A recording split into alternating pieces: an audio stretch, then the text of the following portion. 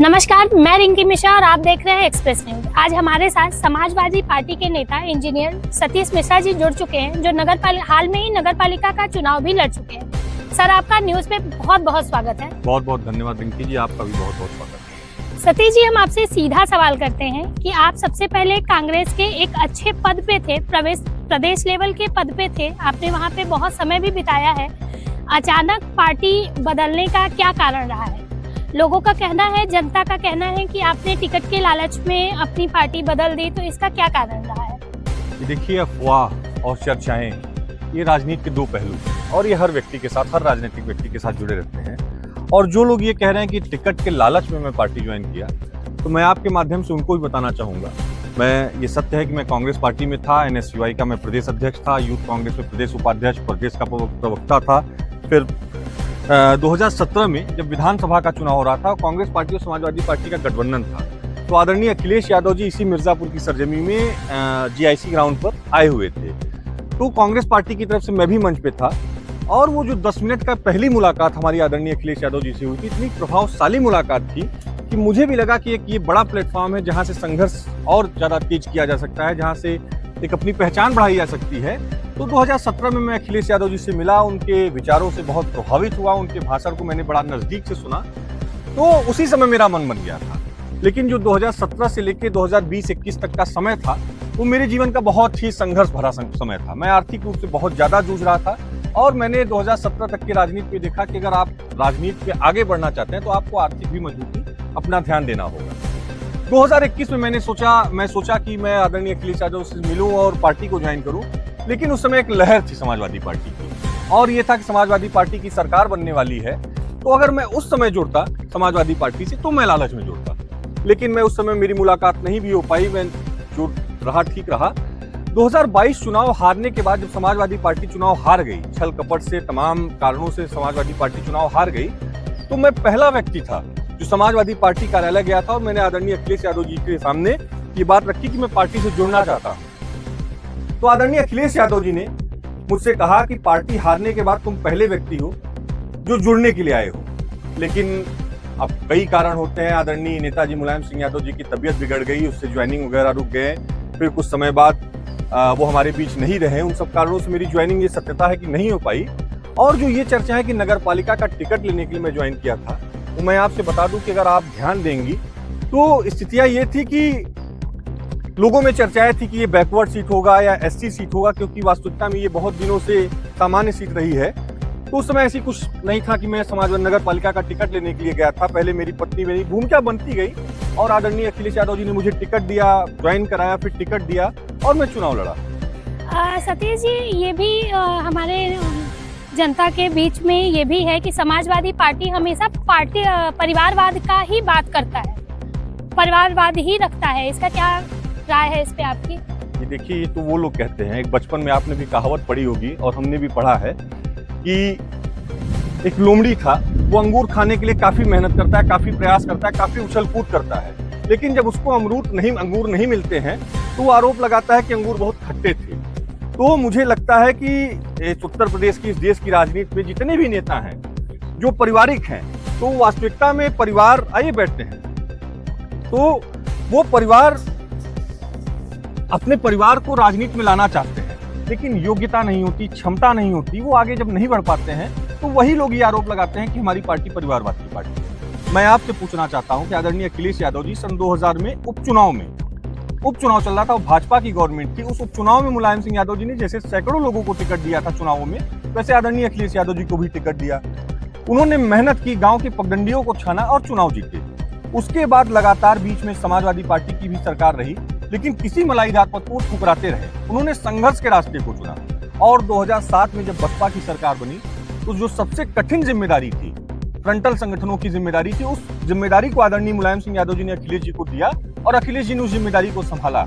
और 2007 से लेकर 2012 तक का जो लड़ने का समय था, जो आंदोलन करने का समय था, उस आंदोलन का नेतृत्व आदरणीय अखिलेश यादव जी ने किया और हजारों नौजवानों को प्रदेश स्तर पर राजनीति में लाए, उनको आगे बढ़ाया, आंदोलन किया, आंदोलन करवाया, जेल गए, लाठियां खाई और फिर जब 2012 में समाजवादी पार्टी की लहर बनी, जनता की ये मांग हुई कि नहीं, अखिलेश यादव जी ने सरकार बनाने में बहुत बड़ी भूमिका निभाई, इनको सरकार बनाने का, इनको नेतृत्व करने का मौका दिया जाए तो अखिलेश यादव जी मुख्यमंत्री बने।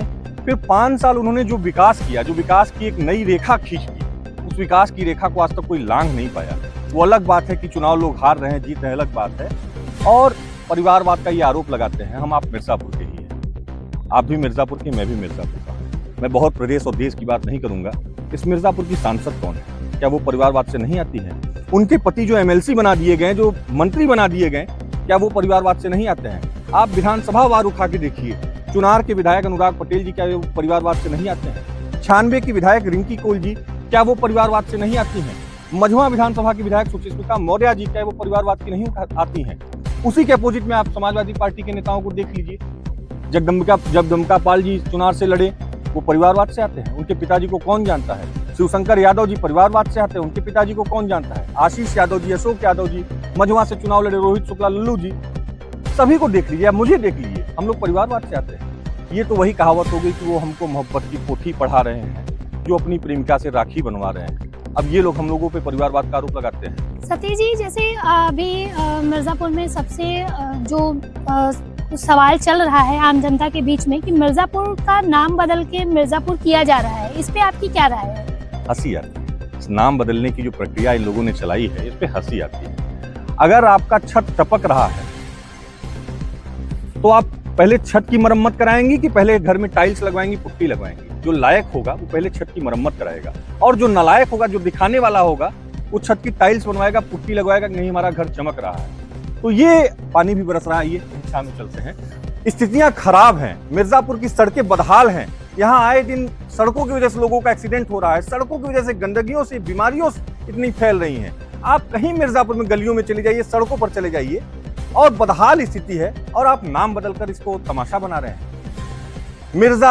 माहौल बनाया जा रहा है कि मिर्जापुर का नाम जो है वो मुस्लिम वर्ग से आया है, मिर्जा से आया है, इसलिए इसका नाम बदलना जरूरी है। आप विकास तो कुछ कर नहीं रहे हैं, तो आपके पास है क्या? फिर आप यही धर्म की बात करेंगे, हिंदू मुस्लिम की बात करेंगे, जाति धर्म की बात करेंगे, मंदिर मस्जिद की बात करेंगे। इसके अलावा भारतीय जनता पार्टी के पास कुछ नहीं। बस यही कारण है, अपनी विकास को छिपाने के लिए, जो विकास ये नहीं कर पा रहे हैं, उन मुद्दों को छिपाने के लिए एक नया मुद्दा दे देते हैं जनता के भी, ताकि जनता गुमराह रहे, इनसे विकास पर कोई सवाल ना हो। तो ये जो नाम बदलने की प्रक्रिया है, ये पूर्णतः सिर्फ हंसने योग्य है। मुझे नहीं दिखता है कोई फायदा मिर्जापुर के सतीश जी, लोगों को। हमारा आपसे एक व्यक्तिगत सवाल है कि हमारे सूत्रों से पता चला है कि आप छत से कूद गए थे, इसकी क्या वजह रही है कि आपने ऐसा किया? बड़ा गड़बड़ सवाल आपने पूछ लिया है, लेकिन पूछ ही लिया है। क्योंकि ये जो घटना है, ये मेरे जीवन का बहुत काला अध्याय रहा है, और इस घटना को मैं बहुत अच्छा नहीं मानता हूँ। फिलहाल अब आपने सवाल किया है, ये आए दिन चर्चा में आ जाता है। जब मैं चुनाव वगैरह में लड़ता हूँ तो कुछ लोग फेसबुक वगैरह पे लगा देते हैं कि छत से कूदे थे। तो जो कूदने की घटना थी, मैं 11वीं का छात्र था, और उसी साल मेरे पिताजी बार एसोसिएशन के अध्यक्ष हो गए, मेरी माता श्रीमती गायत्री देवी जी जिला पंचायत की सदस्य निर्वाचित हुई, और उसी साल मेरे भाई छात्र उपाध्यक्ष हुए। तो ये कह लीजिए कि मैच्योरिटी नहीं थी, लड़पना था अंदर। और उसी साल थोड़ा स्कूल का जो भी रहा हो, मैं उसमें नहीं जाऊंगा, तो 40 लड़कों को फेल कर दिया गया, 40 बच्चों को स्कूल में फेल कर दिया गया। और मुझे लगता है उसका कारण ये रहा होगा कि 11वीं में मैनेजमेंट का कोई स्कूल था, ज़्यादा एडमिशन ले लिए थे, 12वीं में उतनी सीटें नहीं थी, तो उतने लोगों को 12वीं में नहीं घुसाया जा सकता था, इसलिए 40 लोग फेल हुए। और ये सही बात है कि आवेश में आकर, क्योंकि हम लोग पढ़ने में तेज लड़के थे, कहीं कमजोर नहीं थे, और आवेश में आकर एक गलती मैंने कर दी, मैं छत से कूद गया, तो 40 लड़के पास हो गए, ये सत्य है। तो कूदने की वजह से 40 लड़कों का 1 साल का कैरियर पूरा बचा, पास हो गए। लेकिन उस पूरी घटनाक्रम को, जो दिन का पूरा घटनाक्रम था उस स्कूल का, अभिभावकों और अध्यापकों के बीच में जो घटना हुई, उसको मैं मानता हूँ कि मेरे जीवन का एक काला अध्याय है। सतीश जी, एक सवाल मेरा आपसे और है। अभी हाल में ही मिर्ज़ापुर में बहुत बाढ़ आई थी, जिसमें आपने लोगों की बहुत मदद की, तो इसका जो खर्च आता है, जो आपने मदद किया है, तो इसका क्या है राय इस पे आपकी? इतना बड़ा कोई खर्च नहीं था कि कोई बहुत बड़ा इसके लिए भूमिका बनाना हो, एक मन बनाने की जरूरत है। और जो लोग भी इसको जोड़ के देखते हैं कि चुनाव इनको लड़ना है इसलिए ऐसा कर रहे हैं, तो मैं उनसे यही कहूँगा कि 2016 में भी बाढ़ आई थी। मेरी उम्र उस समय 25-26 साल रही होगी, और मुझे कोई चुनाव नहीं लड़ना, लेकिन उस समय भी मैंने बढ़ चढ़कर मिर्जापुर वासियों के लिए जो भी संभव हो पाता है, मेरी कोशिश होती है, मेरे परिवार का संस्कार है, मेरे पिताजी ये सिखाते हैं कि लोगों के सुख में आप पहुँचे न पहुँचे, लेकिन दुख में पहुँचे।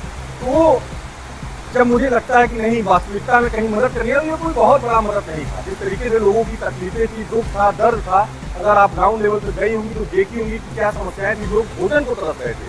उस समय लोगों की मदद करना कोई बहुत बड़ा मदद नहीं था और पैसा वगैरह कुछ नहीं होता है।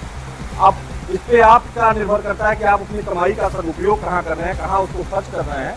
तो ऐसा कुछ नहीं था कि बहुत बड़ा मैंने काम किया है और ये कोई तारीफ के काम करने की वो नहीं रहा होगा। सतीश जी, हमने देखा है कि आप आम जनता के भी मुद्दों के लिए आप प्रशासनिक लोगों से, पुलिसों से, अक्सर ऐसा है कि आप उस मुद्दे पे बात करते हैं, उनसे लड़ जाते हैं। तो ये जज्बा आपके अंदर कहाँ से आया कि आपको उनकी मदद करनी समाजवादी चाहिए? पार्टी के सिपाही हैं और हमारे नेता श्रद्धेय मुलायम सिंह यादव जी ने हमेशा लड़ाई, अन्याय के खिलाफ न्याय की लड़ाई लड़ी है। और उन्हीं के नक्शे कदम पर हमारे नेता आदरणीय अखिलेश यादव जी जहाँ जहाँ अन्याय होता है वो न्याय की बात करते हैं।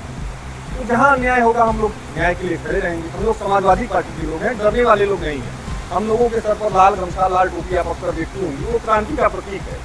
तो वो हमको लड़ना, अन्याय के विरुद्ध लड़ना, जहाँ भी अन्याय होता है उसके लिए न्याय की लड़ाई लड़ने के लिए हम लोगों को आदरणीय अखिलेश यादव जी से प्रेरणा मिलती है। और वही चीज़ें मैं मिर्जापुर में करता हूँ। कहीं भी अन्याय होता है, किसी भी जात, किसी भी धर्म, किसी भी लोगों के साथ अन्याय होता है, तो वहाँ हम लोग लड़ाई लड़ने का कार्य करते हैं और न्याय दिलाने का कार्य करते हैं। सतीश जी, आपका बहुत बहुत धन्यवाद है हमारे साथ न्यूज़ चैनल में जुड़ने के लिए। आपने हमारे तीखे सवालों का बहुत ही बखूबी जवाब दिया है, उसके लिए धन्यवाद। बहुत बहुत धन्यवाद आपका भी, रिंकी में भी आपको बहुत बहुत शुभकामनाएं। सर, हम भी चाहते हैं कि आप भविष्य में एक अच्छा काम करें और सारी चीज़ें करें। धन्यवाद। और इस वीडियो को देखने के लिए आप एक्सप्रेस न्यूज़ से जुड़े रहिए।